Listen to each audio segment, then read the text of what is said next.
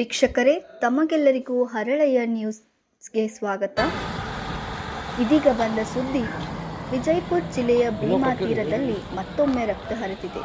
ಚಡಚಣ ತಾಲೂಕಿನ ಹಲಸಂಗಿ ಕ್ರಾಸ್ ಸಮೀಪ ನಡೆದ ಜಗಳದಲ್ಲಿ ವ್ಯಕ್ತಿಯೊಬ್ಬರು ಮೃತಪಟ್ಟಿರುವ ಘಟನೆ ನಡೆದಿದೆ.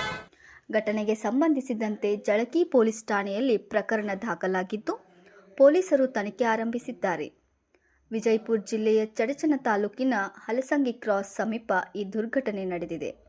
ಲಭ್ಯ ಮಾಹಿತಿಯ ಪ್ರಕಾರ ಬಾಬುಷಾ ಮಹದೇವ್ ಜಮಾದಾರ್ ಅವರೊಂದಿಗೆ ಬಂದಿದ್ದ ಸೊಲಾಪುರ ಮೂಲದ ಅಪ್ಪಾಸಾಬ್ ಮಕಾಶಿ ಹಾಗೂ ಹಲಸಂಗಿ ಗ್ರಾಮದ ವಿಕಾಸ್ ಮೀನಾಕ್ಷಿ ತಳವಾರ್ ಅವರ ನಡುವೆ ಮಾತಿನ ಚಕಮಕಿ ನಡೆದಿದೆ. ಬಳಿಕ ಈ ವಾಗ್ವಾದ ಜಗಳಕ್ಕೆ ತಿರುಗಿದ್ದು ಹಲ್ಲೆ ನಡೆದಿರುವುದಾಗಿ ತಿಳಿದು ಬಂದಿದೆ.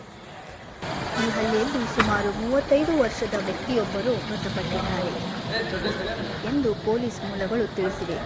ಘಟನೆಯ ಮಾಹಿತಿ ತಿಳಿಯುತ್ತಿದ್ದಂತೆ ಜಳಕಿ ಪೊಲೀಸ್ ಠಾಣೆಯ ಪೊಲೀಸರು ಸ್ಥಳಕ್ಕೆ ಭೇಟಿ ನೀಡಿ ಪರಿಶೀಲನೆ ನಡೆಸಿ ಮೃತದೇಹವನ್ನು ಮರಣೋತ್ತರ ಪರೀಕ್ಷೆಗೆ ರವಾನಿಸಿದ್ದಾರೆ.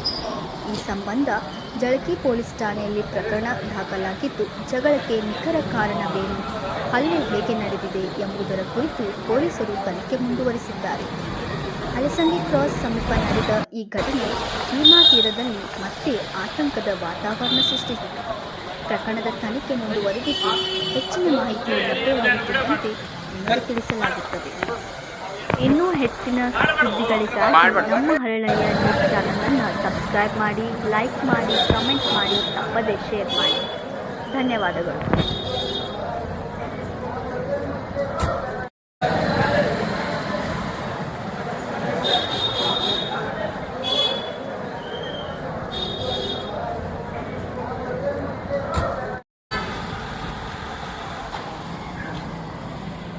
ಇನ್ನೂ ಕೊಟ್ಟಿರಲಿ.